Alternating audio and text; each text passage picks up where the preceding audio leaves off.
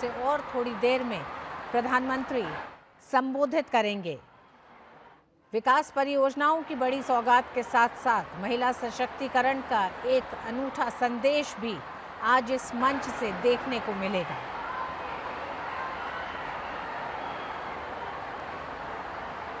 Bareka ground में इस समय हजारों की संख्या में महिलाएं मौजूद हैं। इन महिलाओं की पृष्ठभूमि राजनीतिक, सामाजिक, आर्थिक सशक्तिकरण से मजबूत हुई ये महिलाएं हैं, क्योंकि इस सम्मेलन के आयोजन से लेकर इसकी पूरी व्यवस्था का जिम्मा महिलाओं के ही कंधों पर था। तो एक तरह से इतने बड़े आयोजन को सफल बनाने में अग्रणी महिलाएं हैं।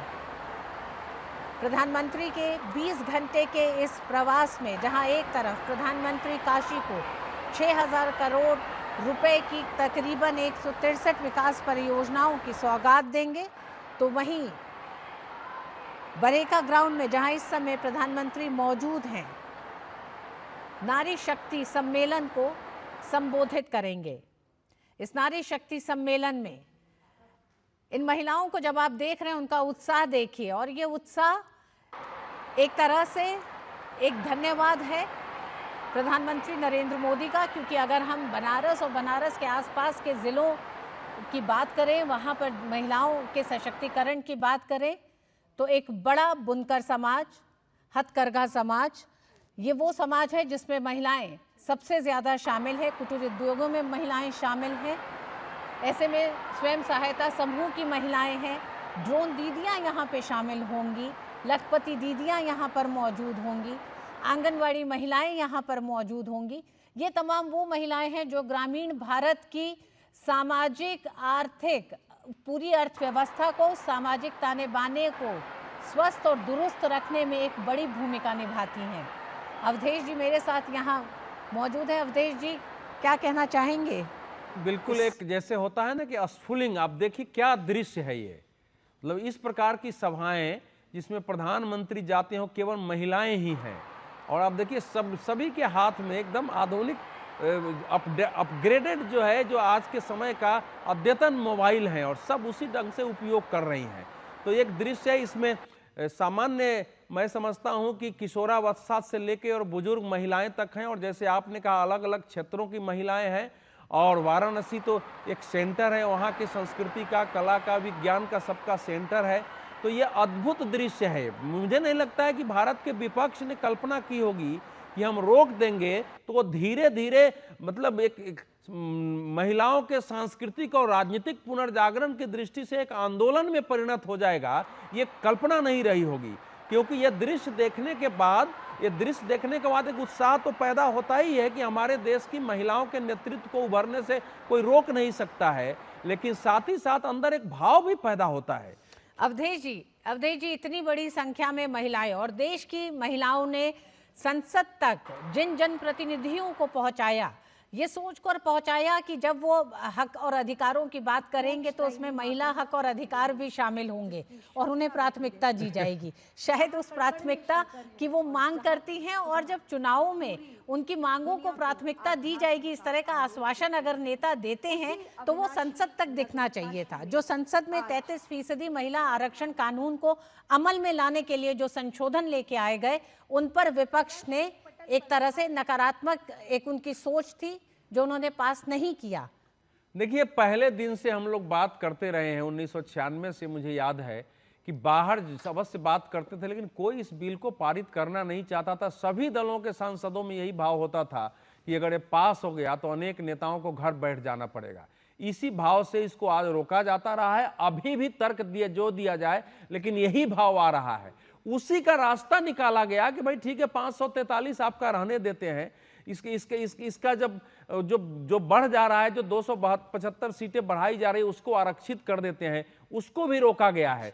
देखिए, इस समय करीब 40 लाख हमारे देश में ऐसी महिलाएं हैं जो स्थानीय निकायों में चुनाव जीतकर आकर और भारत में नेतृत्व करने के लिए तैयार हैं। उनके अंदर वो भाव पैदा हुआ है। अवधेश जी, जब प्रधानमंत्री इस समय जब महिलाओं के बीच में शामिल हैं तो उसमें मुख्यमंत्री योगी आदित्यनाथ भी दिख रहे हैं, बीजेपी अध्यक्ष नितिन नवीन भी दिखाई दे रहे हैं। हमारे साथ एक और मेहमान जुड़ गई हैं, Aditi Tandon, associate editor the Tribune. Aditi ji, बहुत बहुत स्वागत है। अदिति जी, अगर आप अपने भी टीवी स्क्रीन पे इन दृश्यों को देख रही हैं तो इस समय प्रधानमंत्री वाराणसी में हजारों की संख्या में इस पंडाल में महिलाएं मौजूद हैं, जहां प्रधानमंत्री इन महिलाओं से संवाद करेंगे।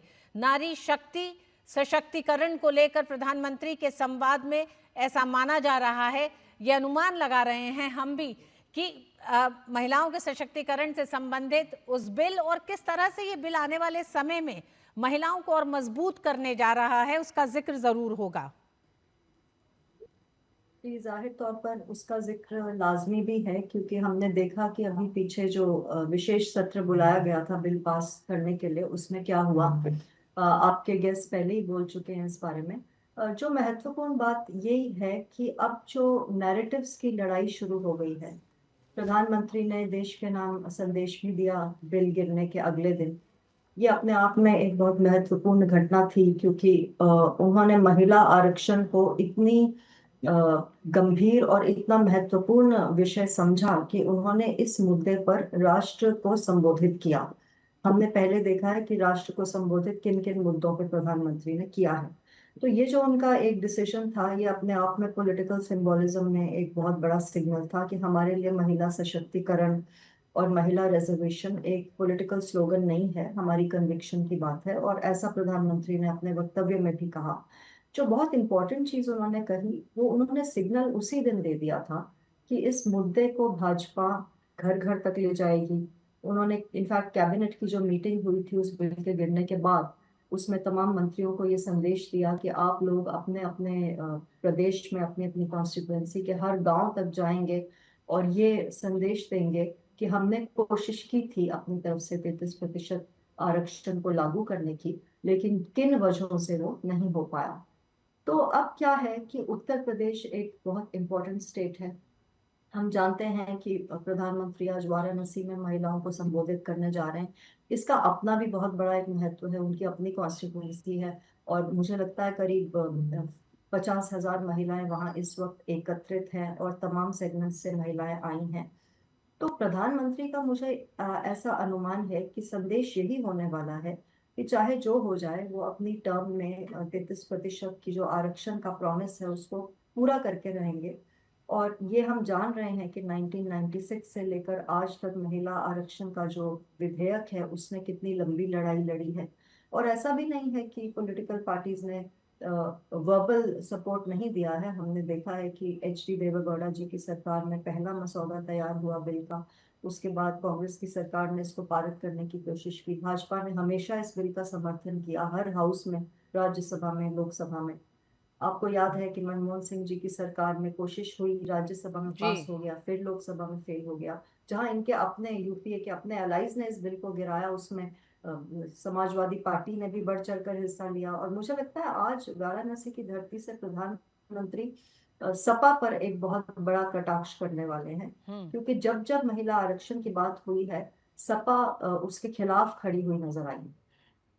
अदिति जी, महिला आरक्षण कानून को लेकर एक लंबे समय से चर्चा होती रही। हालांकि 2023 में ये संसद से पारित हुआ है, लेकिन उससे पहले जब जब चर्चा होती थी तो इस कानून को लेकर जो बातचीत होती थी उसमें यह माना जाता था कि एक खास वर्ग तक सीमित इसकी चर्चा रहती थी, यानी कि एक पढ़े लिखे वर्ग तक, अर्बन जो सिटीज़ हैं उन तक, राजनीतिक परिवारों की महिलाओं तक ये सीमित होता था। क्या आपको लगता है कि पिछले 20 सालों में और 2023 के बाद, इसके पारित होने के बाद, अब प्रधानमंत्री ने इसके संदर्भ में, इसकी परिभाषा में एक बड़ा बदलाव किया है, जब इसे घर घर तक यानी ग्रामीण भारत तक पहुंचाने की एक मुहिम ली है?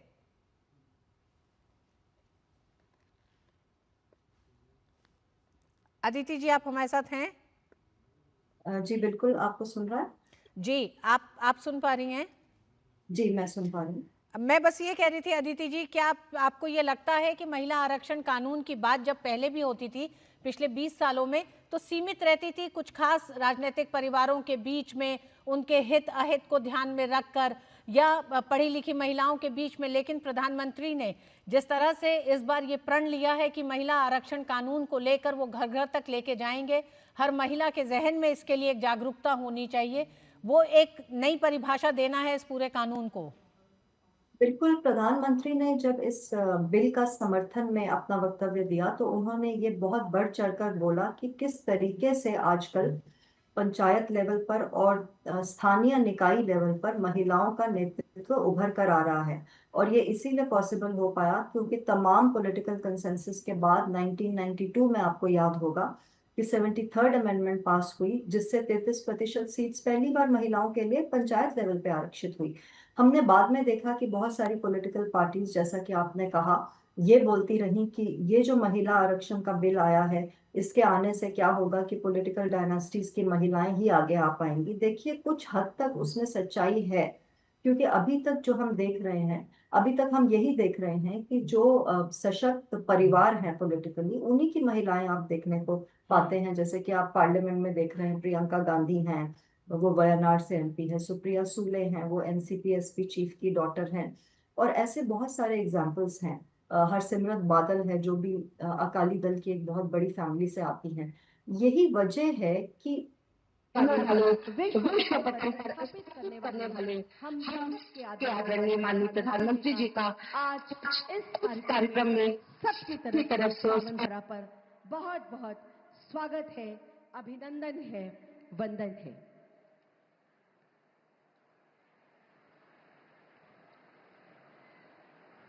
इसी के साथ स्वागत माननीय राज्यपाल महोदया का, स्वागत माननीय सांसद और राष्ट्रीय अध्यक्ष भारतीय जनता पार्टी आदरणीय श्री नितिन नवीन जी का, स्वागत माननीय मुख्यमंत्री जी का, और मंच पर उपस्थित सभी मातृशक्तियों को प्रणाम करते हुए मैं अनुरोध करती हूं श्रीमती पूनम मौर्य जी से, माननीय अध्यक्ष जिला पंचायत और प्रथम पंक्ति की अपनी बहनों से, कि ओडीओपी के अंतर्गत कास्ट कला का जो अनपढ़ उदाहरण है, ये हम बहनों द्वारा बनाया हुआ संसद का चित्र माननीय प्रधानमंत्री जी को प्रदान करके उनका स्वागत करें, अभिनंदन करें। माननीय प्रधानमंत्री जी से अनुरोध, इस सम्मान को ग्रहण करने का। बहुत करतल ध्वनि से हम माननीय प्रधानमंत्री जी का एक बार पुनः स्वागत और अभिनंदन करते हैं।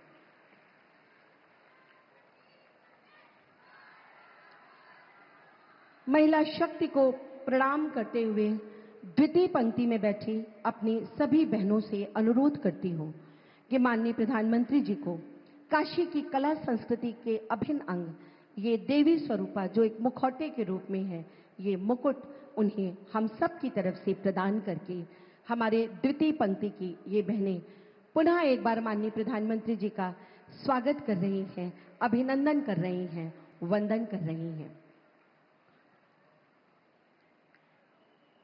इसी के साथ हमारी तृतीय पंक्ति की बहनें जो बनारस की स्वयं सहायता समूह की हैं, जिन्होंने बनारस की आन बान शान और ओडीओपी की बनारसी साड़ी को, जिस पर जीआई टैग से आलोकित जरदोजी की कढ़ाई से नए संसद भवन की आकृति पुनः माननीय प्रधानमंत्री जी को भेंट करके हम सब उनका स्वागत करते हैं, अभिनंदन करते हैं, वंदन करते हैं।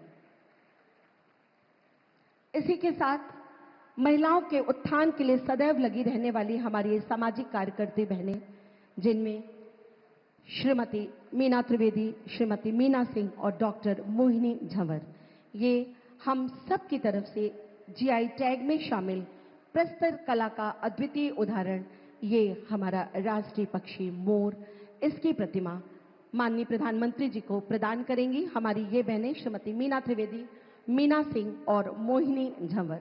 आज हम सब अभिभूत हैं माननीय प्रधानमंत्री जी को अपने बीच पाकर, और एक एक करके सभी उनका स्वागत करने को उत्सुक हैं। इसी क्रम में मैं चिकित्सक वर्ग से डॉक्टर इंदु सिंह, प्रोफेसर मालिका तिवारी और डॉक्टर श्वेता सिंह से अनुरोध करूंगी कि पंचमुखी गणेश की प्रतिमा हम सबकी तरफ से माननीय प्रधानमंत्री जी को भेंट करके एक बार पुनः आप सबकी करतल ध्वनि के बीच उनका स्वागत करें, अभिनंदन करें, वंदन करें।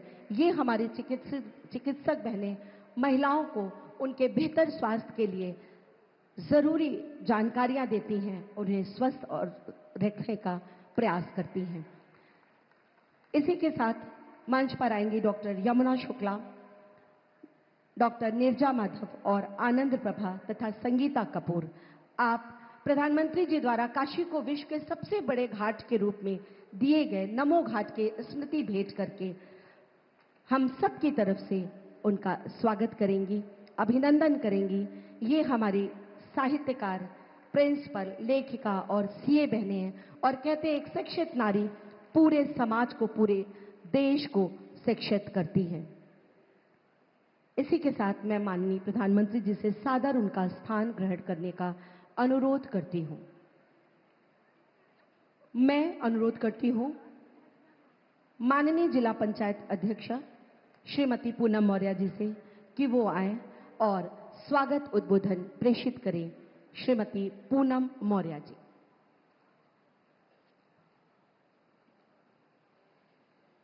भारत माता की, भारत माता की। विशाल महिला सम्मेलन में आज के इस अवसर पर विश्व के सर्वाधिक लोकप्रिय जननायक यशस्वी प्रधानमंत्री श्री नरेंद्र मोदी जी का, भारतीय जनता पार्टी के माननीय राष्ट्रीय अध्यक्ष श्री नितिन नवीन जी का, महामहिम राज्यपाल श्रीमती आनंदीबेन पटेल जी का, आदरणीय केंद्रीय वित्त राज्य मंत्री एवं प्रदेश अध्यक्ष श्री पंकज चौधरी जी का, माननीय मुख्यमंत्री श्री योगी आदित्यनाथ जी का और मंच पर उपस्थित सभी विशिष्ट महानुभाव और सामने बैठी हुई सभी माताओं बहनों का मैं हृदय के गहराइयों से हार्दिक अभिनंदन वंदन करती हूँ।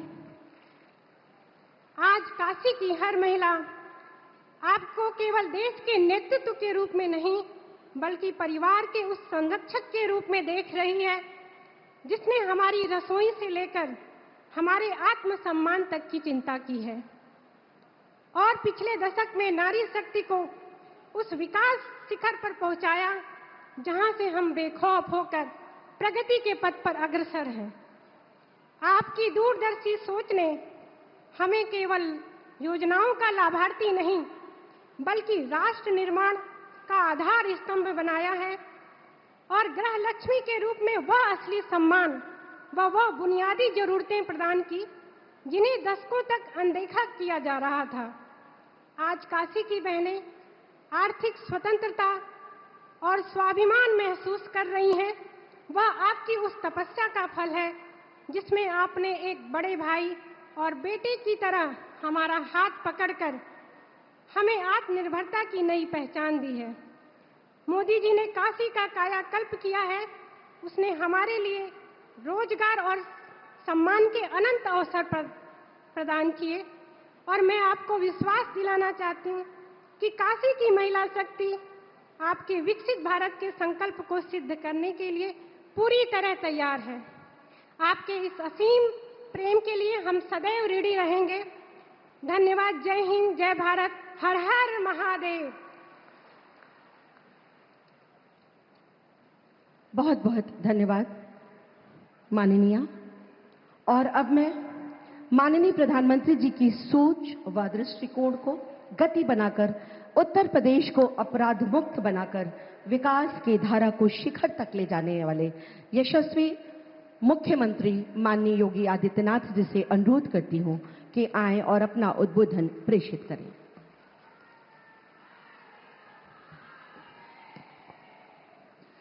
भारत माता की, भारत माता की, भारत माता की, गंगे मैया की, गंगे मैया की, माता अन्नपूर्णा की, माता अन्नपूर्णा की।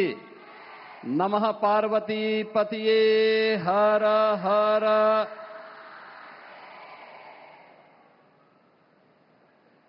नए भारत के निर्माता, विश्व के सबसे लोकप्रिय जननायक आदरणीय प्रधानमंत्री जी, प्रदेश की माननीय राज्यपाल श्रीमती आनंदीबेन पटेल जी, भारतीय जनता पार्टी के राष्ट्रीय अध्यक्ष, राज्यसभा के माननीय सांसद माननीय श्री नितिन नवीन जी, केंद्रीय वित्त राज्य मंत्री, भारतीय जनता पार्टी के प्रदेश के अध्यक्ष श्री पंकज चौधरी जी, जिला पंचायत अध्यक्ष वाराणसी श्रीमती पूनम मौर्य जी, आज के इस नारी बंधन सम्मेलन में उपस्थित सभी माननीय जनप्रतिनिधिगण, काशी के प्रत्येक क्षेत्र से आई हुई सभी उपस्थित बहनें, आदरणीय प्रधानमंत्री जी की ही काशी में आज नारी वंदन सम्मेलन में मैं प्रदेश की आधी आबादी की ओर से पूरे प्रदेश वासियों की ओर से उनका हृदय से स्वागत करता हूं, अभिनंदन करता हूं।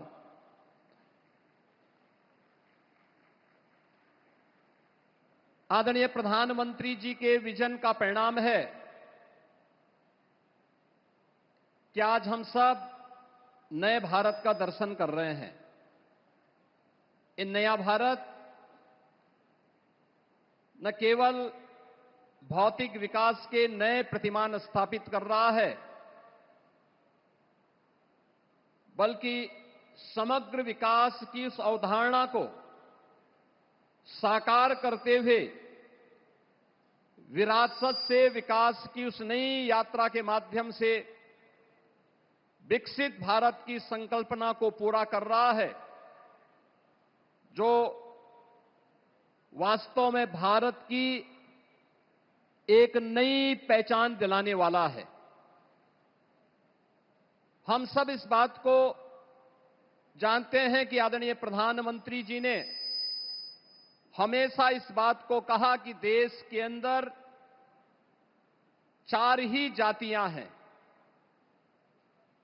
और उन 4 जातियों में हमारा समग्र समाज समाहित होता है। उनमें से उन्होंने एक कही थी नारी, एक गरीब, एक युवा और एक अन्नदाता। कितने विराट विजन के अनुरूप इन चारों तबकों को, जो समग्र समाज की और समग्र राष्ट्र का प्रतिनिधित्व करते हैं, उन्हें भारत की राजनीति का एजेंडा बना करके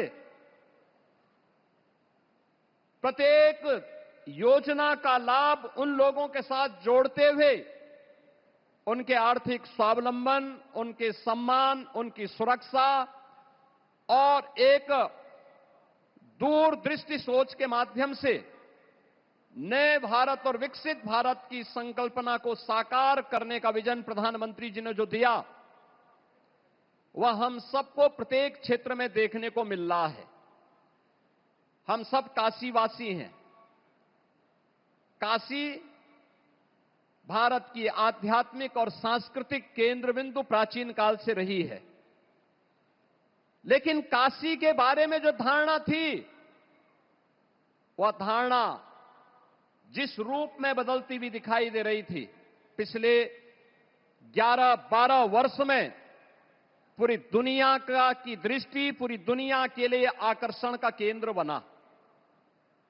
काशी जिस शिव की, बाबा विश्वनाथ की शाश्वत चेतना का केंद्र बिंदु था, वह फिर से काशी विश्वनाथ धाम के रूप में हम सबको देखने को मिला है।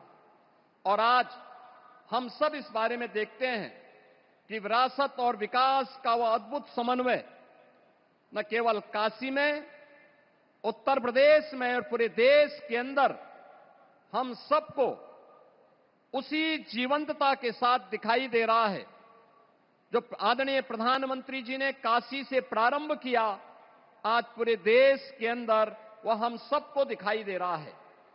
जिस काशी ने भारत की सनातन परंपरा को जीवंतता प्रदान की, भारत की आत्मा को अपने भीतर सजोए, वे वही काशी आज एक नए कलेवर के रूप में दुनिया के सामने हम सबको दिखाई दे रही है।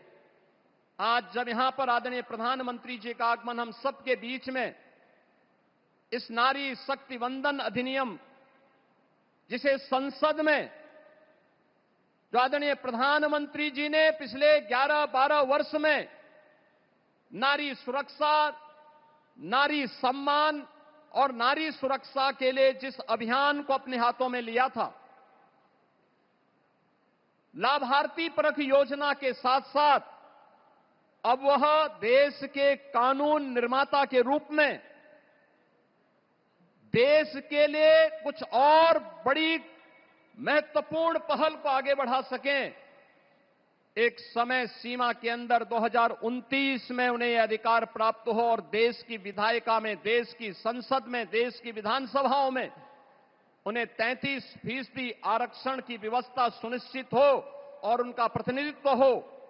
उसको रोकने की जो कुछ सी साजिश विपक्ष ने, कांग्रेस ने, समाजवादी पार्टी ने, इंडी गठबंधन ने किया है, उसके खिलाफ देश के अंदर आक्रोश की प्रतिध्वनि के रूप में आज हमें आधी आबादी के मन में वह आक्रोश झलकता हुआ दिखाई दे रहा है।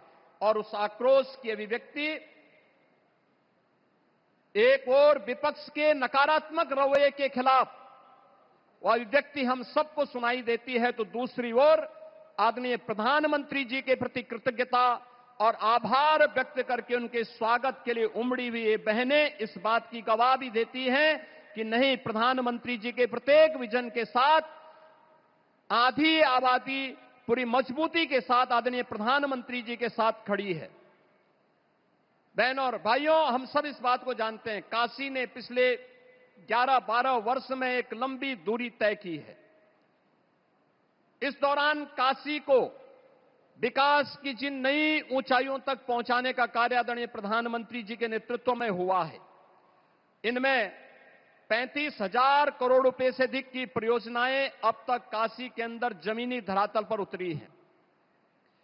20,000 करोड़ रुपए से अधिक की परियोजनाएं काशी के अंदर वर्तमान में चालू स्थिति में हैं और आज आदरणीय प्रधानमंत्री जी 6,300 करोड़ रुपए से अधिक की परियोजनाओं का लोकार्पण और उनका शिलान्यास करके काशी को एक नई सौगात विकास की परियोजनाओं के माध्यम से आज प्रदान करने के लिए काशी में आज की इस महिला नारी वंदन सम्मेलन के माध्यम से आज यहां पर हम सबके सामने उपस्थित हुए हैं।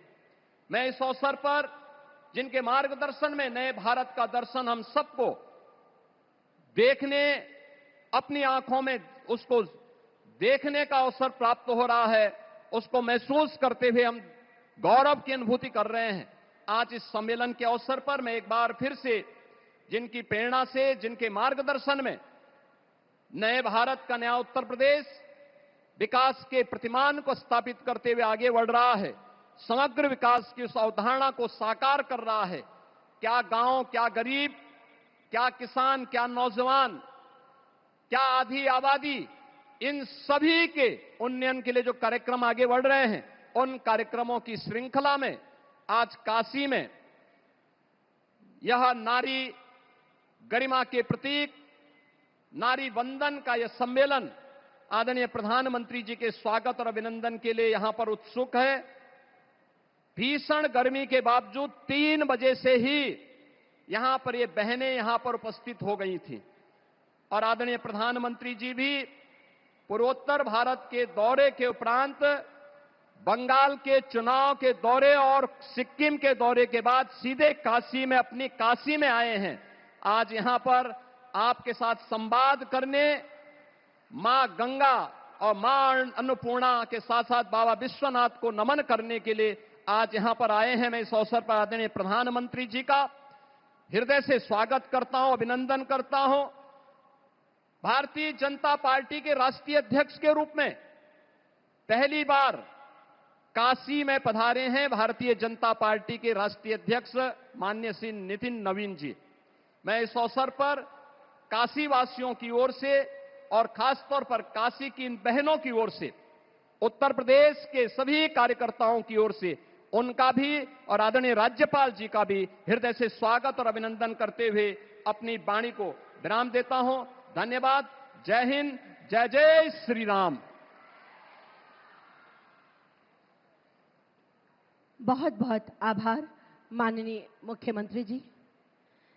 काशी के हर घाट में संस्कृति और इतिहास, हर कण में आध्यात्म और मोक्ष की नगरी संस्कार, और इस संस्कारों की नगरी में ये देदीप्यमान पूरा मंच जिसमें उपस्थित हैं माननीय सांसद और राष्ट्रीय अध्यक्ष भारतीय जनता पार्टी आदरणीय श्री नितिन नवीन जी। मैं बड़े आदर और सम्मान के साथ उनको उनके उद्बोधन के लिए आपकी जोरदार करतल ध्वनि के मध्य आमंत्रित करती हूं।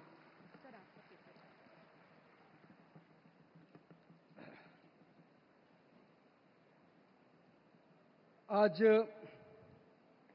वाराणसी की इस पवन धरा पे उपस्थित होकर काशी वासियों के साथ इस पवित्र बाबा विश्वनाथ की नगरी में अपनी उपस्थिति दर्ज करने का सौभाग्य प्राप्त हुआ। इसके लिए मैं तमाम काशी वासियों का भी अभिनंदन करता हूं। आज मंच पे उपस्थित इस नारी वंदन सम्मेलन में देश के यशस्वी प्रधानमंत्री और ऐसे शख्सियत जिन्होंने नारी को सम्मान, सुरक्षा और स्वाभिमान की जिंदगी देने का संकल्प लिया है, वैसे अपने प्रिय नेता, देश के यशस्वी प्रधानमंत्री और आपके प्रिय सांसद आदरणीय नरेंद्र भाई मोदी जी का मैं अभिवादन करता हूं। मंच पर उपस्थित महामहिम राज्यपाल महोदया श्रीमती आनंदीबेन जी, उत्तर प्रदेश को उत्तम प्रदेश के रूप में विकसित करने वाले योगी आदित्यनाथ जी, भारतीय जनता पार्टी के प्रदेश के अध्यक्ष केंद्रीय मंत्री पंकज चौधरी जी, जिला पंचायत की अध्यक्षा श्रीमती पूनम मौर्य जी, आज का दिन मेरे लिए भी विशेष है। मैं माताओं और बहनों को केवल काशी के इस भूमि में नमन ही नहीं करता, काशी की इस भूमि पर आपका अभिनंदन करता हूं। काशी केवल एक शहर या भूगोल का हिस्सा नहीं, ये अनादि अनंत संस्कृति का वो जीवंत चेतना है जिसमें युगों युगों से भारत को ज्ञान, शक्ति और भक्ति की राह दिखाई है।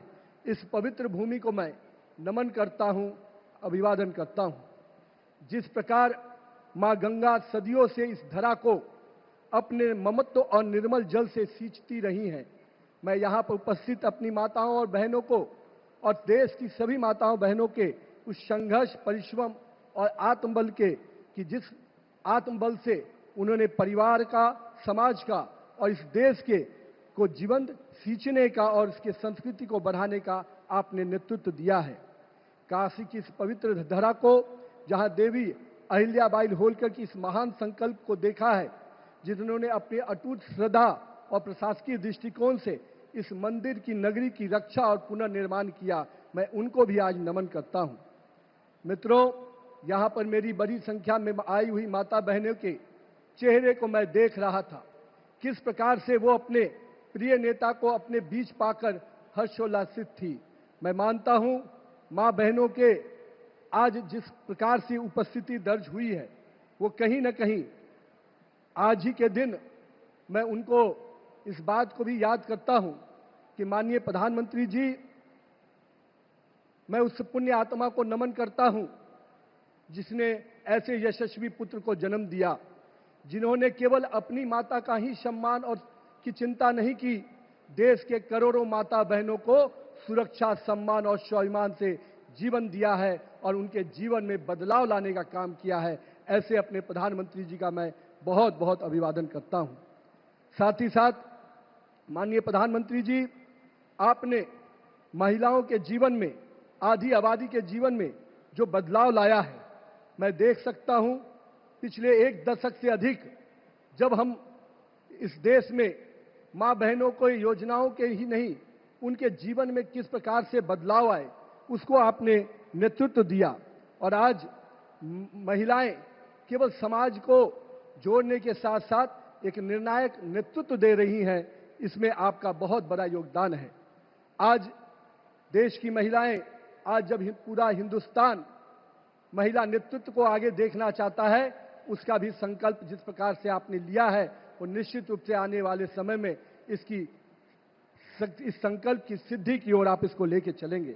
आज हिंदुस्तान जब एग्रीकल्चर से लेकर एआई तक आगे बढ़ रहा है, आज जब आप पूरे इस देश को केवल वुमेन डेवलपमेंट के लिए नहीं, वुमेन लेड डेवलपमेंट कैसे हो, इस दिशा में लेकर आप आगे बढ़ रहे हैं। और आज आपके उस विचार से पूरा देश की आधी आबादी अपने आप को स्वाभिमान और समृद्धि के साथ आगे बढ़ाने के लिए आगे बढ़ रही है।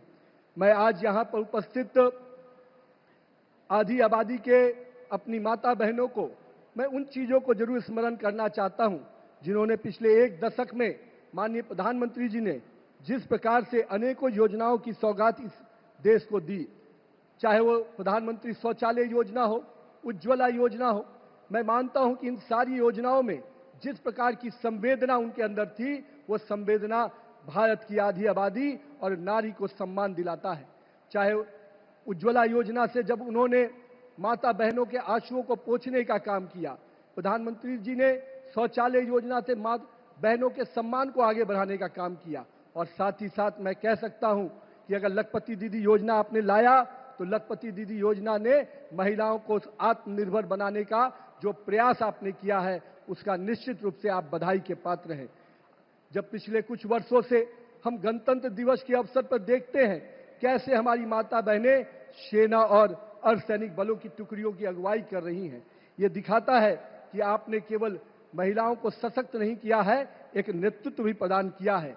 और विकसित भारत के संकल्प को 2047 का आपने देखा है, उसमें महिलाएं कैसे अग्रणी भूमिका में आए, इस दिशा में आपने लगातार कदम उठाया है। आज महिलाएं आईटी सेक्टर से लेकर ओलंपियाड तक कैसे नेतृत्व दे रही हैं, खेल से लेकर रिसर्च के क्षेत्र में किस प्रकार से प्रतिनिधित्व कर रही हैं, ये आपके नेतृत्व का परिफल है प्रधानमंत्री जी। मैं देख रहा था बहुत सारी हमारी बहनें यहाँ उपस्थित हैं, जिस प्रकार से बहनों के अंदर उत्साह दिख रहा था। आपने बेटी पढ़ाओ, बेटी बचाओ और बेटी पढ़ाओ की योजनाओं से जिस प्रकार से महिलाओं और पुरुष के रेशियो को आपने मजबूत करने का काम किया, उससे आज मेरी बहनें आत्मनिर्भर भी बन रही हैं और साथ ही साथ अपने आप को सशक्त रूप से इस देश के सही नागरिक के रूप में आगे काम कर रही हैं। मैं माननीय प्रधानमंत्री जी, नारी शक्ति को जो उड़ान देने का आपने जो शक्ति प्रदान करने का जो योजना लिया, भरसक ये योजनाओं को विपक्ष के साथियों ने रोकने का प्रयास किया है, पर हम जानते हैं आपने जब जब इस देश के लिए कोई संकल्प किया है, उस संकल्प को सिद्धि में आपने पहुंचाया है। इस देश गवाह है कि जब आपने ट्रिपल तलाक की योजना ली, तो महिलाओं के सम्मान का जो विषय हो सकता था, उस सम्मान को देने का काम जब आपने किया, तो देश की आबादी ने आपको आशीर्वाद दिया है प्रधानमंत्री जी। मैं मानता हूं कि आज इस बिल के माध्यम से भले ही कुछ आंकड़ों के आधार पर यह रुका जरूर है, पर हम मानते हैं आपने संकल्प किया है तो आप इसको निश्चित रूप से पूरा भी करेंगे। आज देश की आबादी में जिस प्रकार से महिलाओं का योगदान, उनका सहयोग मिल रहा है, हम पूरी तरह से आश्वस्त हैं कि आने वाले समय में आपकी सोच का परिणाम निश्चित रूप से नारी बहनें सशक्त होंगी और आत्मनिर्भर बनकर आगे बढ़ेंगी। मैं माननीय प्रधानमंत्री जी, आज इस काशी की नगरी पे आकर मैं आज उसकी पुरानी विरासत को भी मैंने देखा है, किस प्रकार से गलियों का ये शहर था, आज ये शहर पूरा विकसित शहर के रूप में दिख रहा है। इसके सांस्कृतिक विरासत को जिस प्रकार से आपने पुनर्जीवित किया है, पुनर्स्थापित किया है, एक एक सनातनी अपने आप को गौरवान्वित महसूस करता है जब वो काशी की नगरी में आता है। मैं काशी की इस पवित्र नगरी पर आप सभी का अभिवादन भी करता हूं और साथ ही साथ जय मां गंगे की इस नगरी को नमन करता हूं।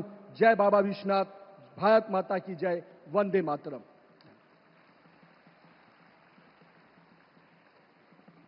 बहुत बहुत धन्यवाद माननीय। आपके शब्द, आपकी प्रेरणा निश्चित रूप से हम सब झांसी की रानियां हैं और देश को जब भी हमारी जरूरत पड़ेगी हम सब देश के लिए तन मन धन से समर्पित रहेंगे। बहुत जोरदार तालियों से एक बार पुनः मंच का अभिवादन। और अब मैं मनसा वाचा कर्मणा के भाव के साथ माननीय प्रधानमंत्री जी ने सभी प्रयास करके वाराणसी को एक आध्यात्मिक केंद्र व जन कल्याण का एक वैश्विक मॉडल बनाया। इसी क्रम में मैं उनसे अनुरोध करूंगी कि आज भी इस मंच से रिमोट के द्वारा बटन दबाकर 6,330 रुपए से ज्यादा की 163 से अधिक विकास परियोजनाओं का लोकार्पण व शिलान्यास अपने कर कमलों के से करने की कृपा करें।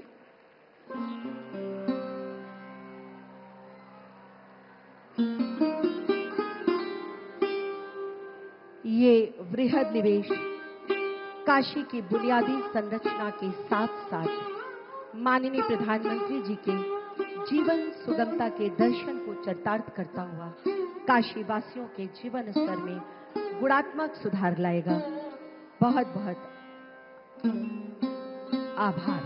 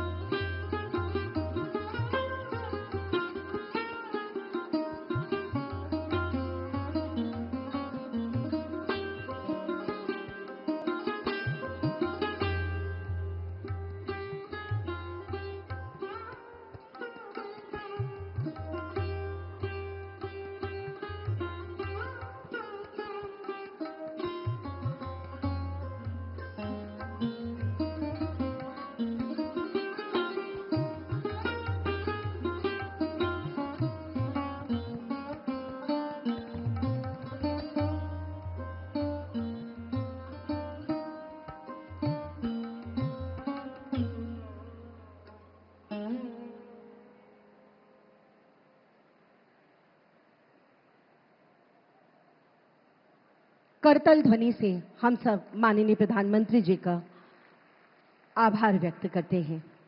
अब आइए काशी में रेलवे से जुड़ी विभिन्न योजनाओं पर आधारित ये एक लघु फिल्म देखते हैं।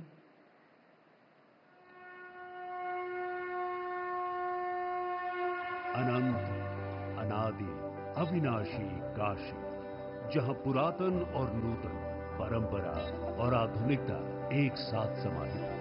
यहाँ के यशस्वी सांसद और देश के प्रधानमंत्री श्री नरेंद्र मोदी जी के विजन के तहत आज वाराणसी तेजी से विकसित बनते भारत का प्रतिबिंब है।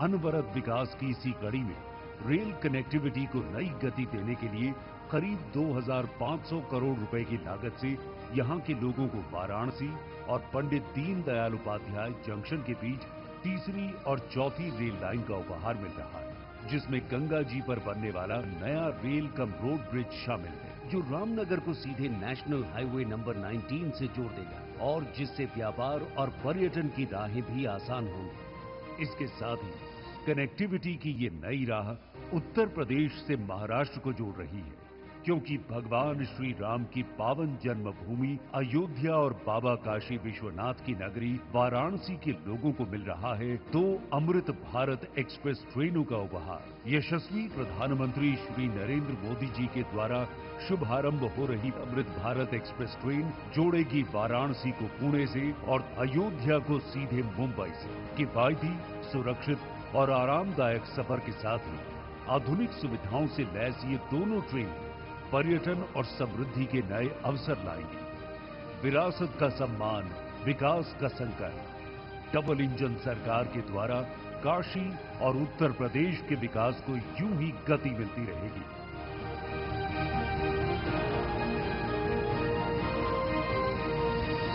हर हर महादेव।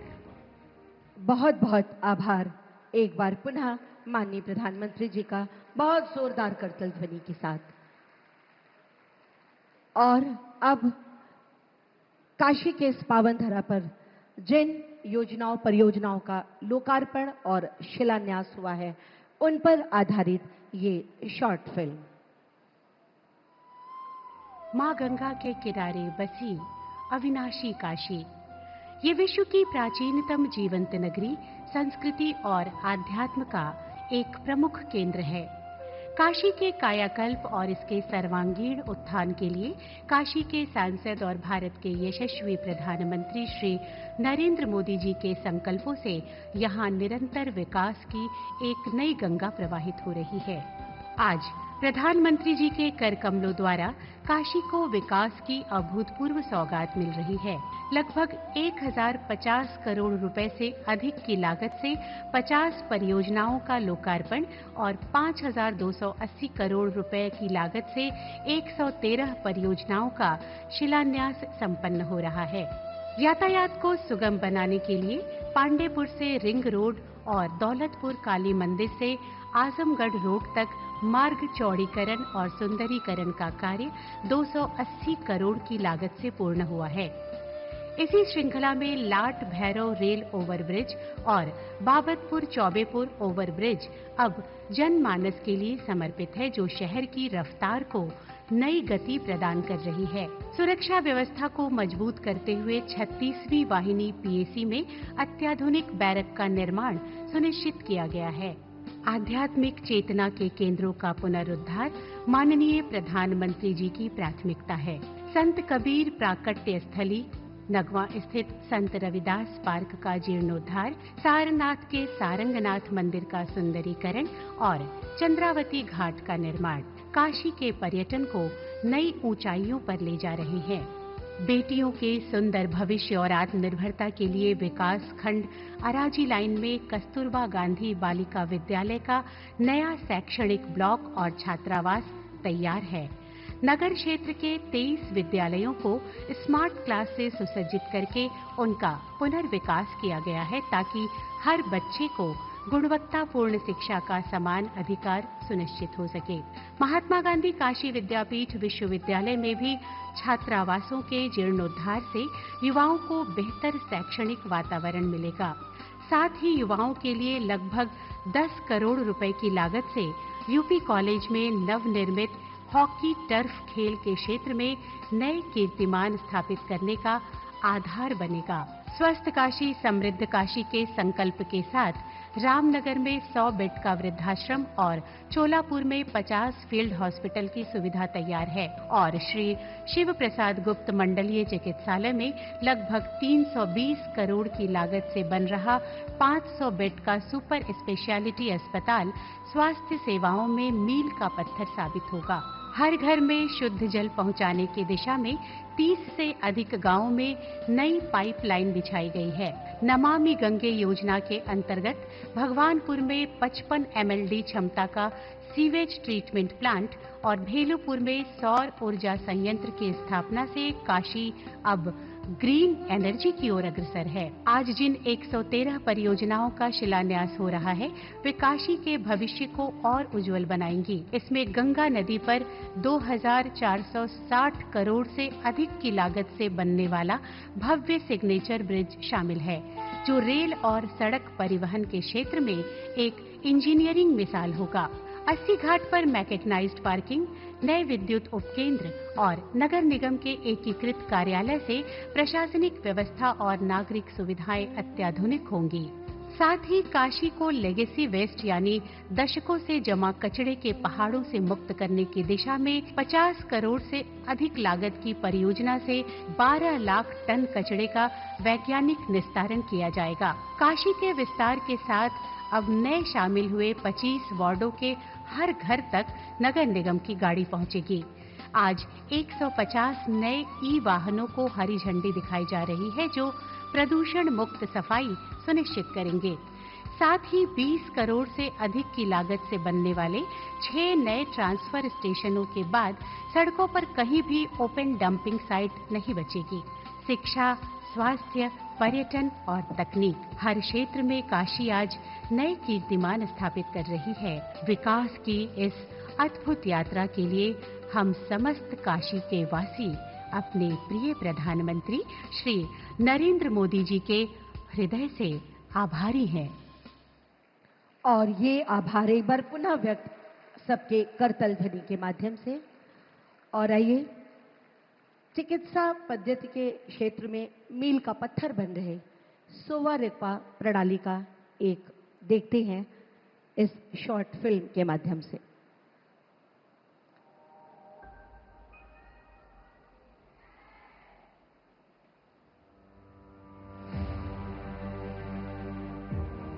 भारत, ज्ञान की भूमि, सभ्यता को दिशा देने वाला राष्ट्र। यही वो धरा है जहां विक्रमशिला और नालंदा जैसे विश्वविद्यालयों ने विश्व को शिक्षा दी।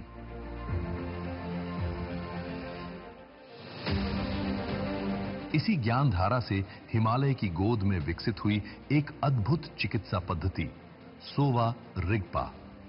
सोवा अर्थात उपचार और रिग्पा अर्थात विज्ञान, चिकित्सा का विज्ञान। आयुष परिवार में सोवा रिग्पा सिस्टम को शामिल किया गया है। आयुर्वेद, योग और नेचुरोपैथी, यूनानी, सिद्धा और होम्योपैथी, इसके बाद सोवा रिग्पा आयुष परिवार का 6ठा सदस्य हो गया है। आज माननीय प्रधानमंत्री श्री नरेंद्र मोदी के नेतृत्व में भारत सरकार इस अमूल्य विरासत को केंद्रीय उच्च तिब्बती शिक्षा संस्थान के माध्यम से नई पहचान दिला रही है। ये संस्थान आज परंपरा और आधुनिकता के अद्वितीय संगम के रूप में उभर रहा है, जो तिब्बती और हिमालयी बौद्ध संस्कृति के संरक्षण के साथ साथ उसे वैश्विक परिप्रेक्ष्य में स्थापित करने का सशक्त माध्यम बन चुका है। ये संस्थान केवल एक शिक्षण केंद्र नहीं, बल्कि एक समग्र चिकित्सा धाम है। इसके केंद्र में निहित है सोवा रिग्पा की प्राचीन निदान पद्धति, एक ऐसी समग्र चिकित्सा दृष्टि जो हिमालय की दुर्लभ जड़ी बूटियों और बौद्ध करुणा से समृद्ध है तथा शरीर, मन और चेतना के संतुलन को समझती है। इसके मूल आधार में है भैषज्य गुरु, उपचार बुद्ध, जो रोग को केवल शारीरिक विकार नहीं बल्कि जीवन ऊर्जा के असंतुलन के रूप में देखते हैं। इस संस्थान की शिक्षा पद्धति जो प्राचीन परंपरा के साथ आधुनिक जो ढांचा है, यूनिवर्सिटी का ढांचा है, उस पद्धति में ढाल करके बच्चों को शिक्षित करना जो है इस संस्थान का उद्देश्य रहा है। 27 एकड़ में फैला यह हरित परिसर 5 संकायों, 12 विभागों और 5 शोध इकाइयों के साथ ज्ञान परंपरा को आगे बढ़ा रहा है, जहां अस्पताल और मेडिकल कॉलेज साथ साथ संचालित होते हैं। यहां विद्यार्थी नाड़ी विज्ञान की सूक्ष्मता, औषधीय वनस्पतियों की शक्ति और आधुनिक शोध की दृष्टि को एक साथ लेकर आगे बढ़ते हैं। इसी ज्ञान के आधार पर संस्थान का सोवा रिग्पा चिकित्सालय प्रतिदिन 250 से अधिक मरीजों को उपचार प्रदान करता है। वर्ष 2024 से 25 में यहां 35,000 से अधिक रोगियों का सफलतापूर्वक उपचार किया गया। इस समृद्ध ज्ञान परंपरा को सहेजने का दायित्व निभाता है शांत रक्षित पुस्तकालय, जहां 87,000 से अधिक पुस्तकें और दुर्लभ पांडुलिपियां सुरक्षित हैं, जो सदियों की बौद्धिक विरासत को जीवंत बनाए रखती हैं। साथ ही हर्बल गार्डन और फार्मास्यूटिकल इकाई में हिमालयी जड़ी बूटियों से पारंपरिक औषधियां तैयार की जाती हैं, जो इस ज्ञान को जन जन तक पहुंचाती हैं।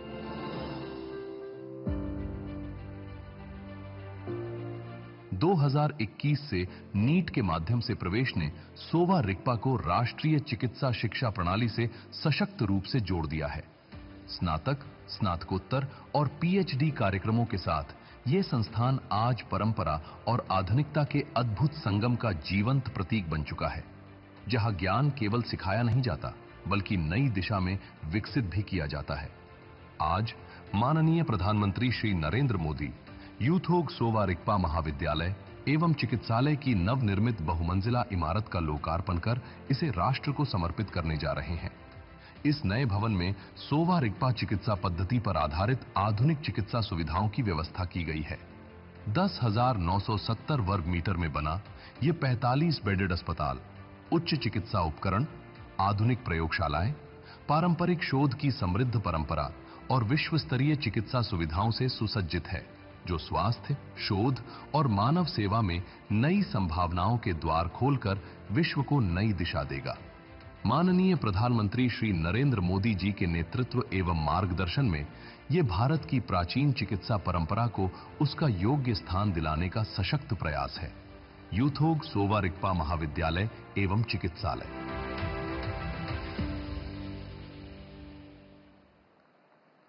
बहुत जोरदार करतल ध्वनि के साथ एक बार पुनः माननीय प्रधानमंत्री जी का अभिवादन। और अब मैं बड़े ही आदर और सम्मान के साथ माननीय प्रधानमंत्री जी से अनुरोध करती हूं 3,21,813 दुग्ध उपभोक्ताओं को बनास डेयरी की ओर से उनका बोनस उनके खातों में रिमोट का बटन दबाकर ट्रांसफर करने की कृपा करें माननीय प्रधानमंत्री जी।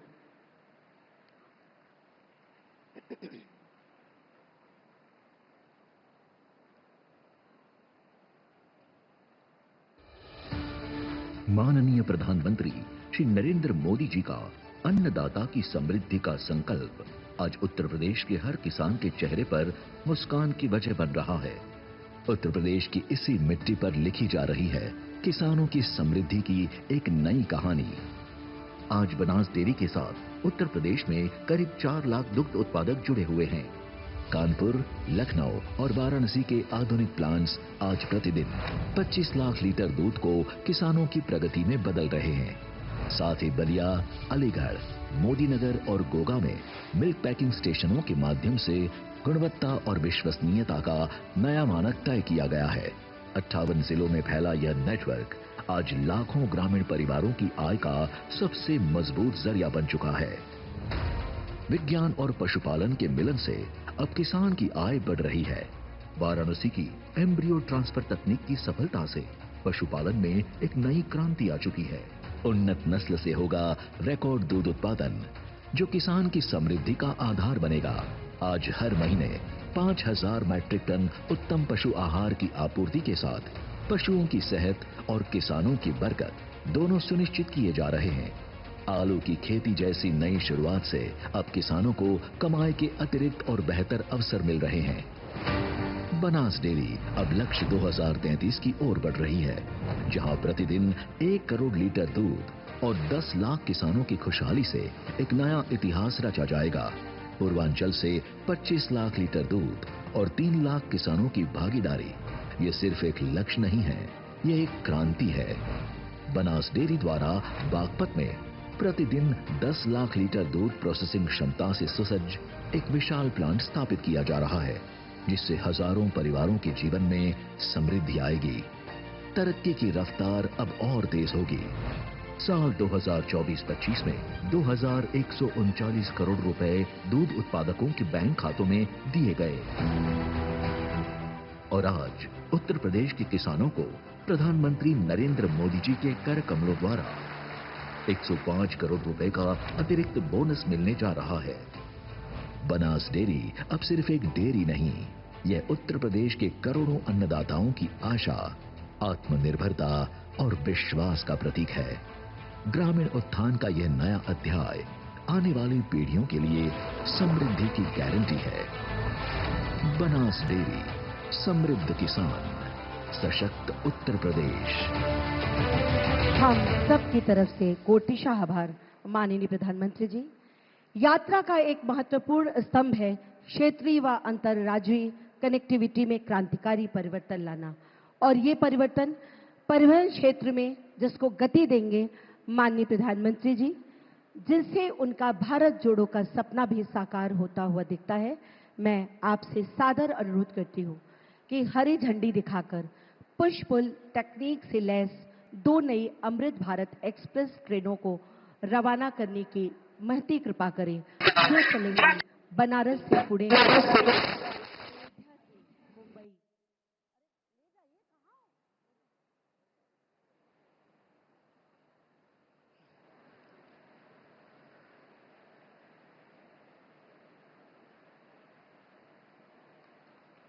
बहुत जोरदार तालियों से आज इस नई सौगात का भी हम सब हार्दिक अभिनंदन करते हैं, वंदन करते हैं।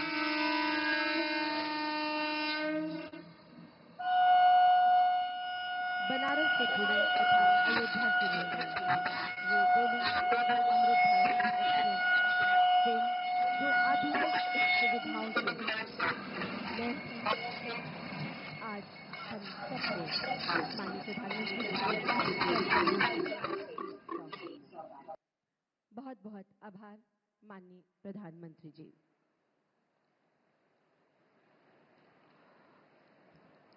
मनसा वाचा कर्मणा के भाव के साथ आपके सभी प्रयासों ने वाराणसी को एक आध्यात्मिक केंद्र व जन कल्याण का एक वैश्विक मॉडल बनाकर विश्व पटल पर इसको स्थापित कर दिया है। हम सब आपके अटूट संकल्पों की पुष्टि में तन मन धन से आपके साथ हैं। आइए आप सभी की करतल ध्वनि के साथ मैं माननीय प्रधानमंत्री जी को बड़े ही सम्मान के साथ उनसे अनुरोध करती हूं कि आज इस महिला सम्मेलन को अपना विशेष आशीर्वाद प्रदान करें।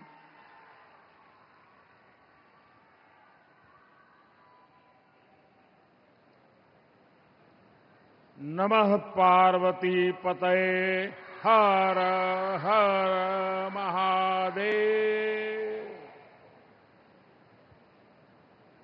उत्तर प्रदेश के राज्यपाल आनंदीबेन पटेल,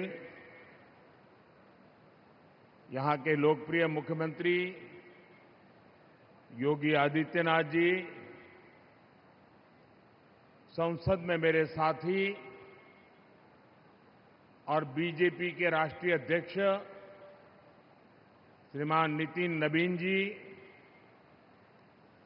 उत्तर प्रदेश से सांसद और यूपी बीजेपी के अध्यक्ष श्रीमान पंकज चौधरी जी,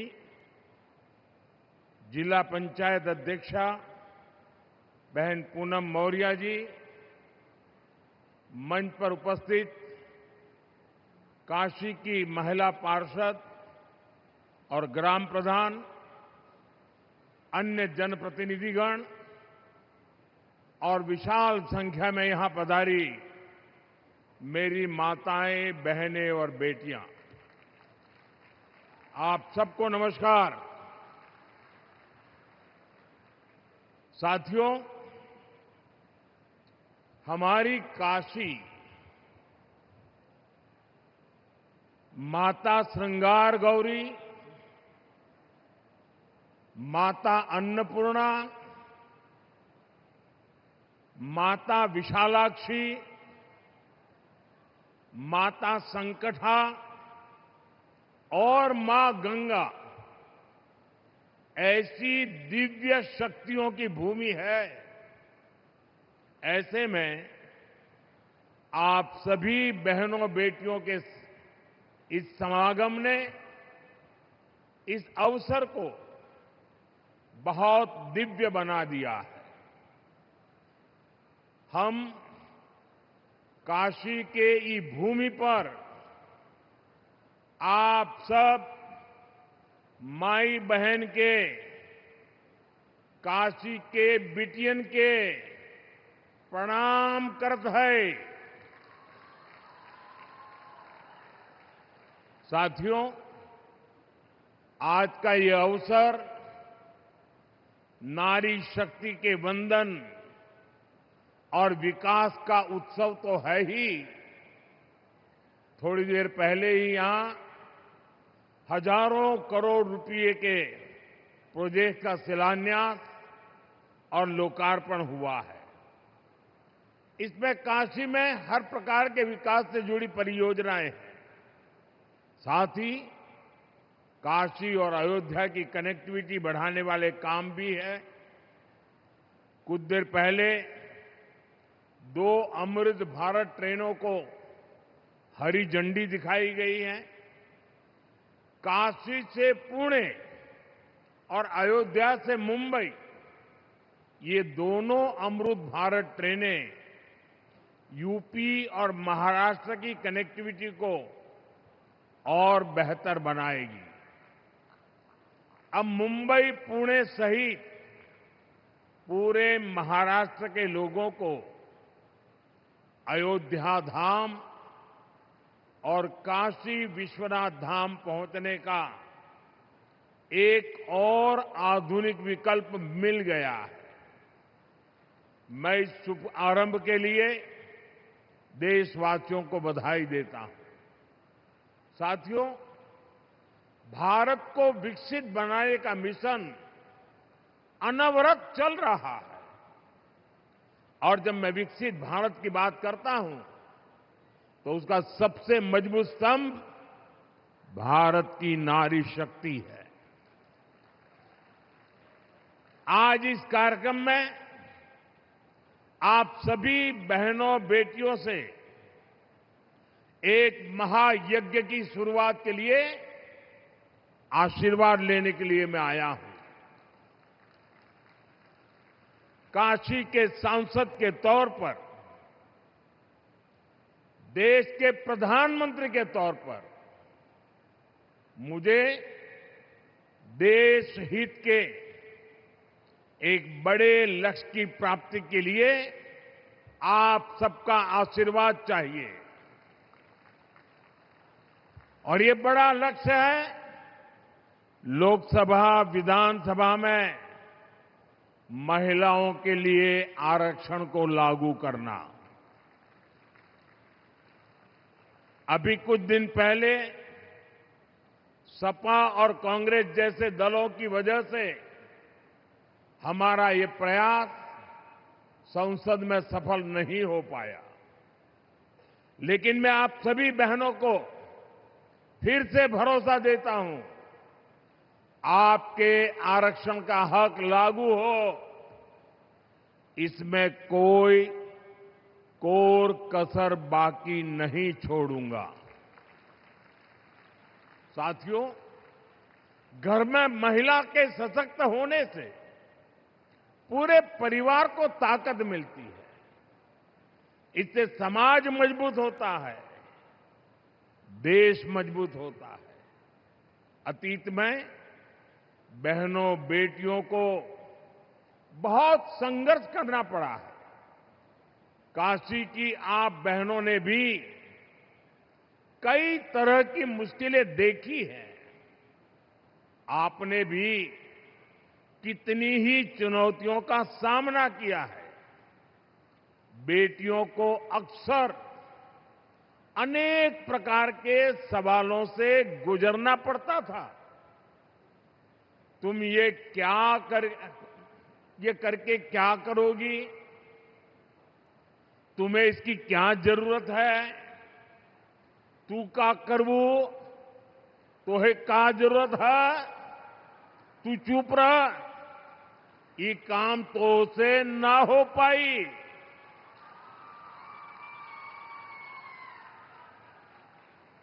और कई बार तो सवाल भी नहीं पूछे जाते थे, सीधे फरमान सुनाया जाता था, ये तुम्हारे बस का काम नहीं है। साथियों, ऐसी परिस्थितियां सिर्फ काशी की बहनों के लिए रही हो, ऐसा नहीं है।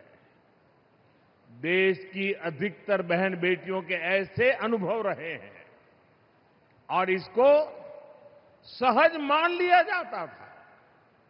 इसलिए मैं जब 25 साल पहले गुजरात में मुख्यमंत्री बना था तो सबसे पहले मैंने ऐसी धारणाओं को तोड़ने का प्रयास किया।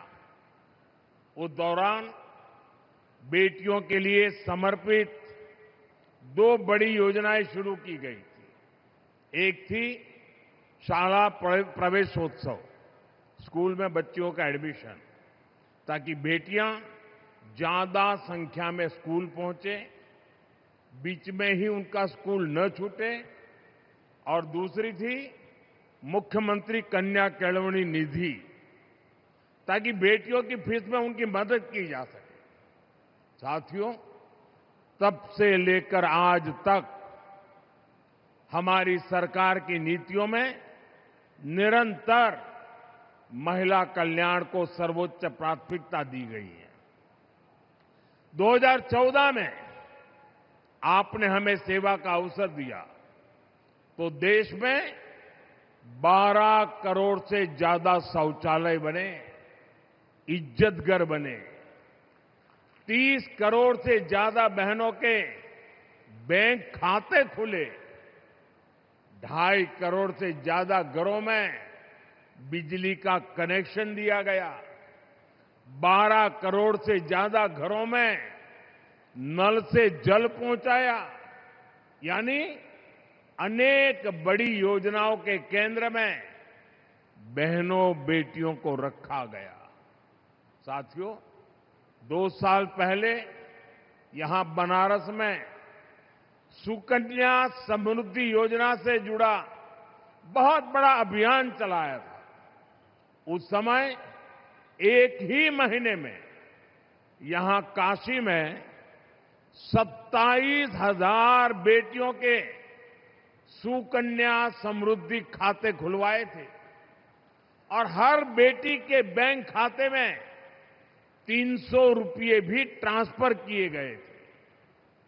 बेटियों की शिक्षा में और बेहतर भविष्य में सुकन्या समृद्धि योजना बड़ी भूमिका निभा रही है।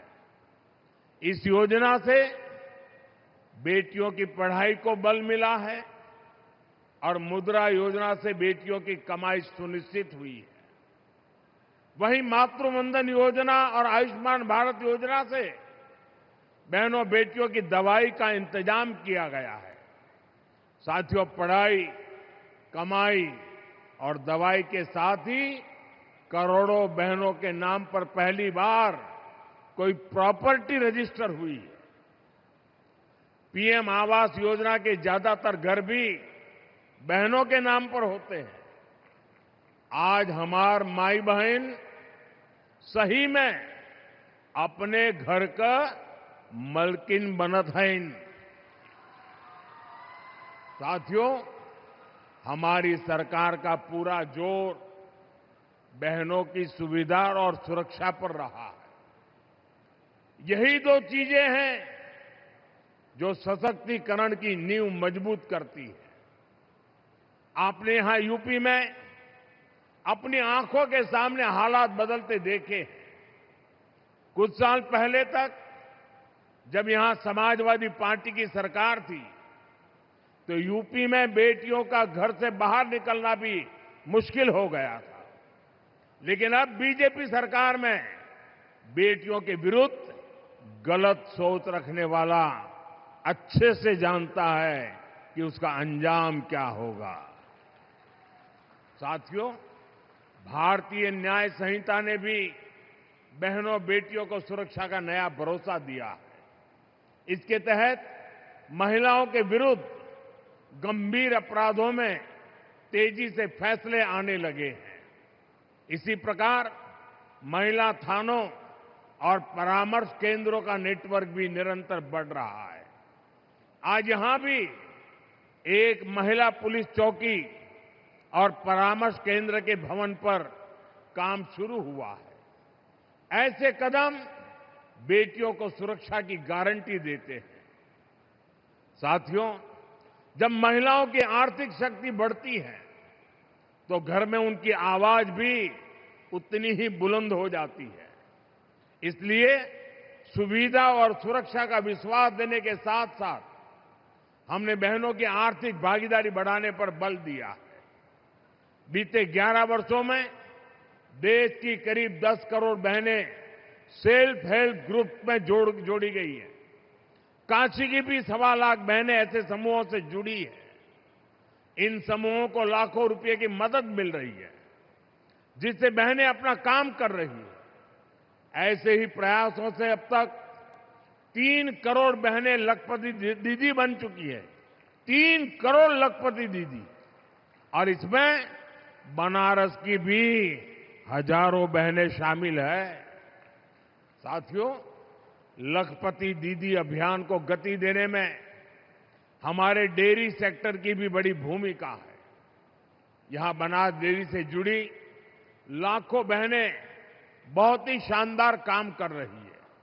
आज इन बहनों को बोनस के रूप में 106 करोड़ रुपए सीधे मिले हैं। मैं इन सभी बहनों को बहुत बहुत बधाई देता हूं।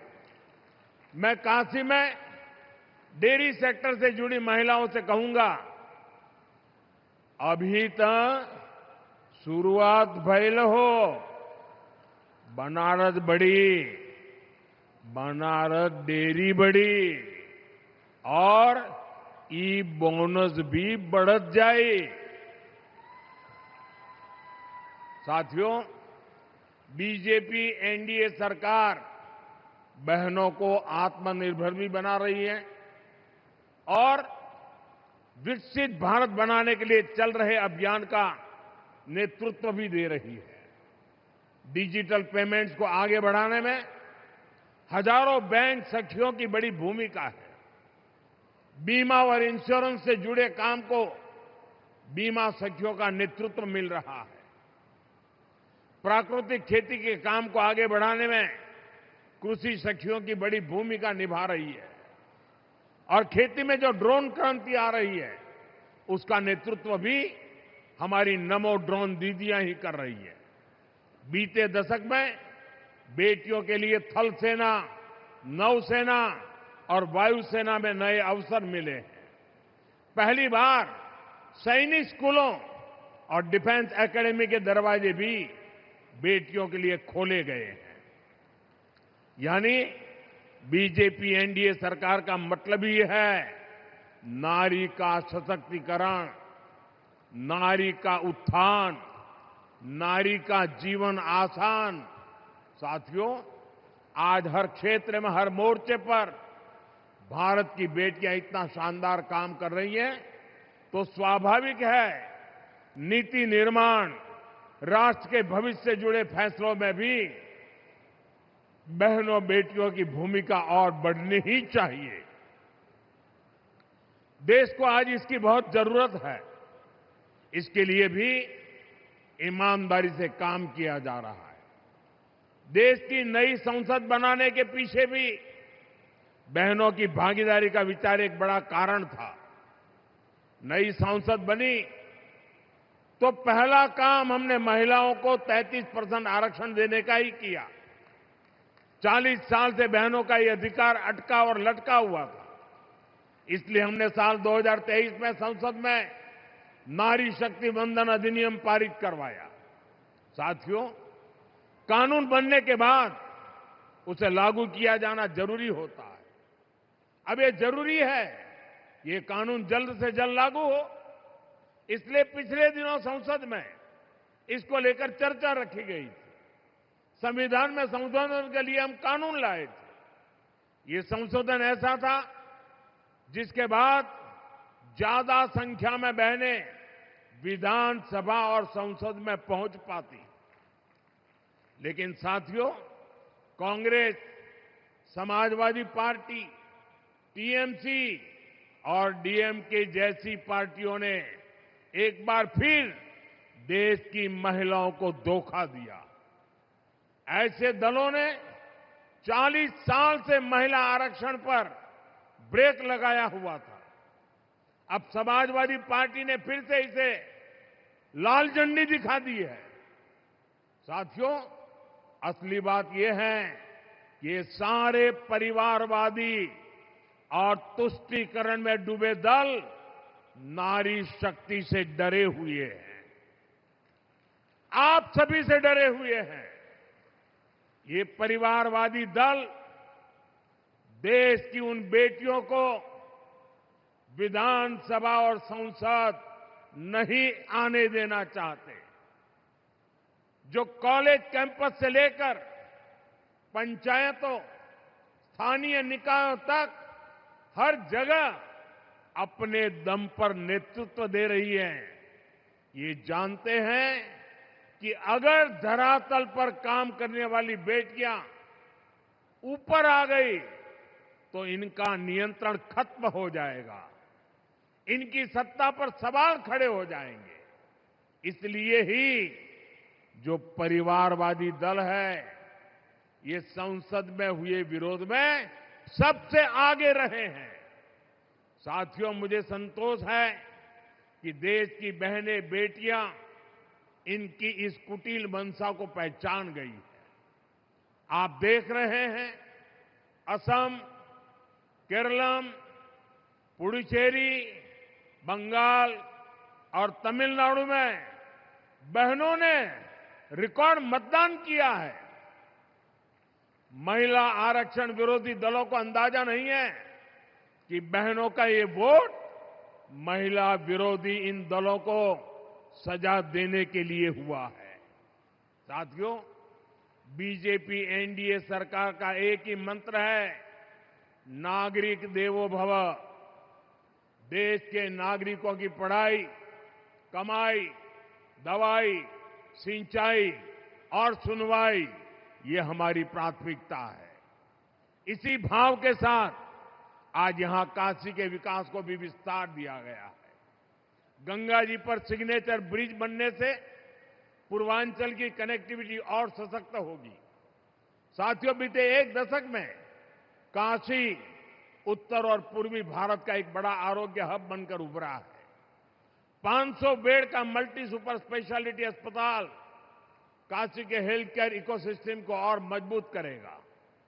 इसके अलावा 100 बेड के क्रिटिकल केयर ब्लॉक का भी शिलान्यास किया गया। इससे गंभीर बीमारियों के इलाज के लिए एक बहुत बड़ी सुविधा काशी में जुड़ेगी। साथियों, गंगा जी की साफ सफाई हो, घाटों के विकास से जुड़ा काम हो, या शासन प्रशासन से जुड़े भवनों का निर्माण हो, हर हुआ और भवानीपुर में किसानों के लिए भंडारण सुविधाएं हो, वृद्धाश्रम हो, महिला छात्रावास हो, ये सब काशी के संवेदनशील विकास का ही प्रमाण है। इन कार्यों से बनारस के लोगों को ही सबसे ज्यादा फायदा हो रहा है। साथियों, काशी की विरासत, यहां की धरोहर को सशक्त करने का अभियान भी निरंतर चल रहा है। संत कबीर स्थली का विकास और नगवा स्थित संत रविदास पार्क का जीर्णोद्धार, ये हमारे इसी अभियान का हिस्सा है। साथियों, हमारी काशी अविनाशी है, ये अनवरत चलने वाला शहर है। इसी तरह विकास का अभियान भी निरंतर गतिमान है। मैं नारी शक्ति का वंदन करते हुए एक बार फिर हमें आशीर्वाद देने के लिए मैं आपका आभार व्यक्त करता हूं और विकास कार्यों के लिए शुभकामनाएं देता हूं। मेरे साथ बोलिए, भारत माता की, भारत माता की, भारत माता की। वंदे वंदे वंदे। हर हर महादेव।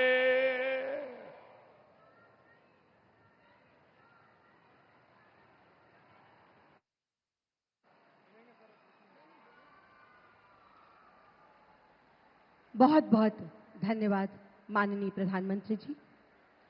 आज का यह कार्यक्रम एक भाव है, व्रत है, वचन है, आपका हम महिलाओं के सम्मान की रक्षा का, सुरक्षा का, हमारे अधिकारों को प्रदान करने के संकल्प का।